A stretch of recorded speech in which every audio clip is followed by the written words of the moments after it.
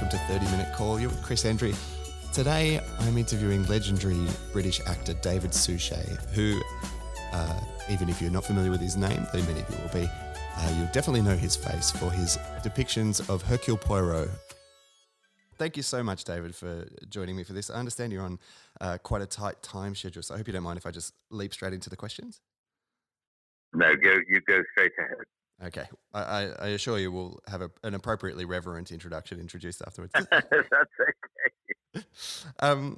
You inhabited the character of this unusual Belgian detective for a quarter of a century, and I wanted to start by asking, how did your relationship to that character change through the years? Although I'd read every book at the very beginning in terms of my preparation of the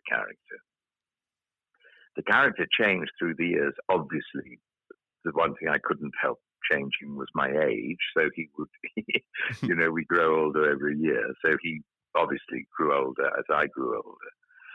But if one starts by reading the first short stories, I think there are about 30 short stories that Agatha Christie wrote, and then went on to write her full novels after Mysterious Affair of Style, of course, which was the first of her collection of short stories, has Poirot far more comically eccentric than in her full-length novels.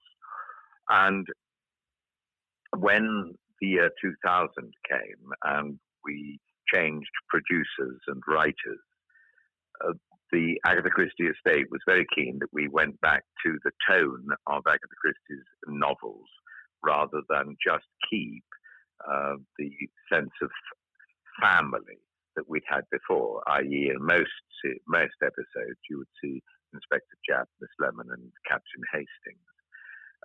It was decided in the year 2000 when we started again with a new producer, as I say, and different writers, that those characters, i.e. the family, would only appear in the stories in which Agatha Christie wrote them. So the whole tone changed and became more into three dimensions rather than just two dimensions. And by the time you get to Murder on the Orient Express, which is a very dark story with hardly any humor in it at all, indeed the character does become more serious and less jokey, and obviously, as I said, more mature as I aged over the quarter of a century. I didn't realise that there was such an input from Agatha Christie's estate into the portrayal. Did you find that were there any tensions in that? Well, no, I was very fortunate. They were very keen when I was cast, and I'm given to understand, in fact, that they were responsible for my casting. They wanted me because they knew the way I worked. They knew my ethos is always to serve my writer. Mm-hmm. I'm not interested in fame, money, or celebrity society. I'm interested in serving my writer, and that's why I'm an actor. They knew that, and when they took me out to lunch and had meetings with me before I even started, they said, we don't want people to continue just to laugh at this comical character that the public seems to know, but it's not what our mother wrote. So Rosalind Hicks, who was Agatha Christie's daughter, actually said to me, we want people not to laugh at Poirot, but to smile with him. And that's a very different interpretation from one that the public had grown used to over the decades prior to my interpretation. And so the relationship between the family and myself was a very, very amicable one. And I was always expressing the fear that the late Agatha Christie was famous for not enjoying the people who had portrayed Poirot before, because don't forget she was a novelist, she wasn't a dramatist. Mm-hmm. And she didn't like those interpretations because they were jokey. And after about 5 or 6 years, Rosalind Hicks came up to me in her usual reserved English fashion and said that she is absolutely convinced that her mother, her late mother, would have been very, very pleased with my interpretation. And that was perhaps the biggest accolade that I had received. And we all got on very, very well. That's extraordinary high praise to receive. Did you work to add your own characteristics to the character? Because I imagine that you've got these competing conceptions of the text, which you hope to adhere to as a purist, but it's very hard not to react to previous representations that you would have been familiar with. Did you study those? No, I didn't have any trouble in moving away from those previous representations. And if you remember, or maybe you don't, I was Inspector Japp in a Peter Ustinov film when he played Poirot called 13 at Dinner. And he made that film, and I made it with him in 1985 before I went back to the Royal Shakespeare Theatre to play Iago to Ben Kingsley's Othello.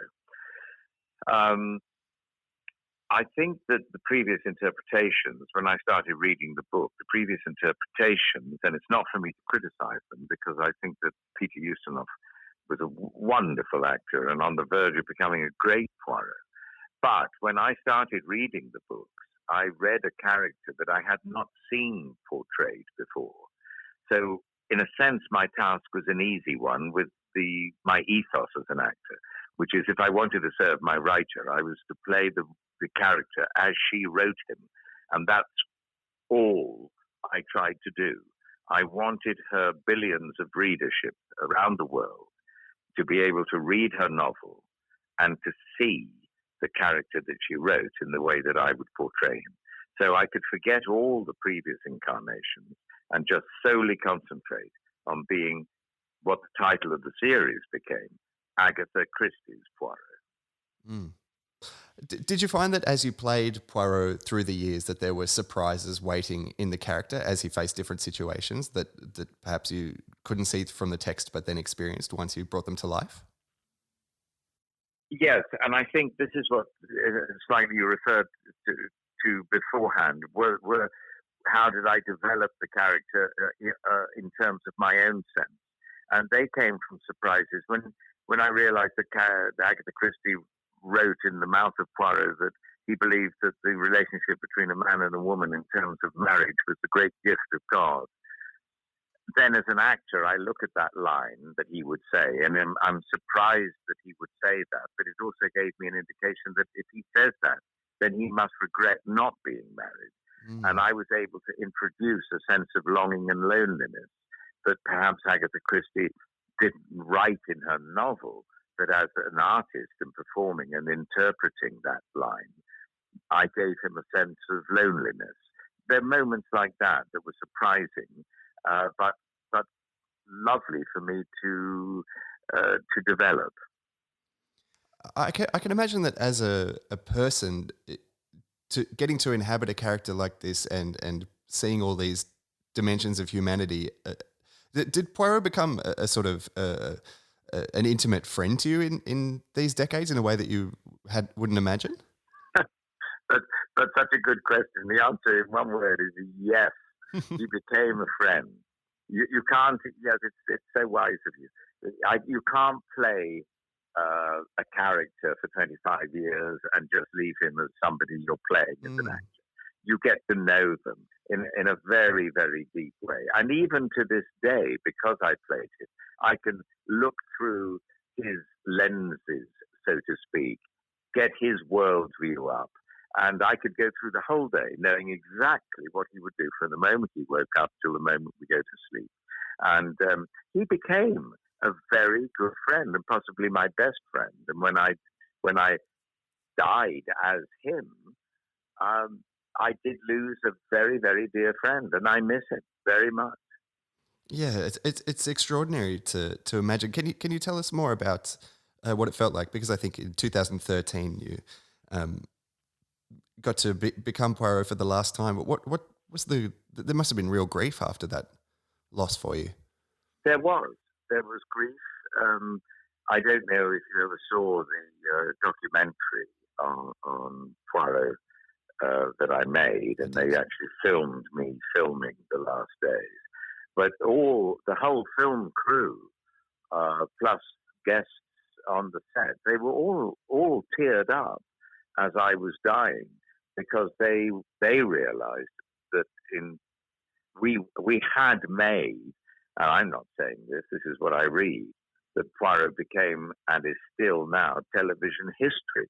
There's never been a series like this that's gone on for 25 years, that's hit 750 million people worldwide for that long, that is still being repeated to this day, that people still are watching box sets of it. My mailbag, 6 years later, is still as busy and as active as ever it was. It's a phenomenon, and now he's become a cult because I now have generation after generation watching him. Somebody actually in Australia, in Sydney, sent me a photograph by text of their 4-year-old watching an episode of Poirot. Wonderful. Only a couple of weeks ago. Throughout that process then, because it became this cultural phenomenon that you, I imagine, neither would have predicted nor expected, there must be a great responsibility that sort of goes beyond just simply serving the text, or did you always see it as an opportunity to represent the character and do your actor's job, or is there the cultural phenomenon that you feel obliged to service that perhaps you didn't sign up to? No, I deliberately dismissed the fact that it had become, even before I'd finished filming, it had already reached that sort of cult phenomenon. And I deliberately chose to ignore that side of it because I didn't want to carry on performing knowing that that was the expectation.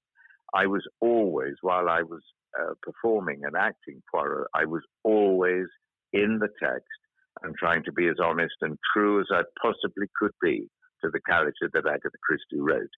And even when directors would come on board and want me to do things that were slightly out of character, I would be very firm and say, no, I can't do that because Poirot wouldn't do it. And I was not easy to work with. There are a lot of directors who came on board that did not enjoy the experience of working with me as Poirot because I wouldn't allow them their full interpretive creativity. I was absolutely loyal and became the defender of the character in a way. So it wasn't always easy. It wasn't always, let's just do a Poirot story. No, they had to contend with me. In the end, I was an associate producer, and I had script approval as well as what was happening on the set. And if on the set I thought that it was being directed in a way that Agatha Christie would not be pleased, I would say so. And I would put on the hat of an associate producer and say, you can't do that. Well, I guess the final question I'd like to ask is, do you have standout moments, either from the text or from your portrayal, that really sit with you now as separate to all the other experiences that you had?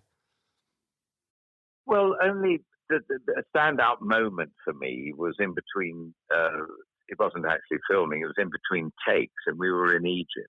And there were a group of Japanese tourists going around these wonderful ancient Egyptian artifacts.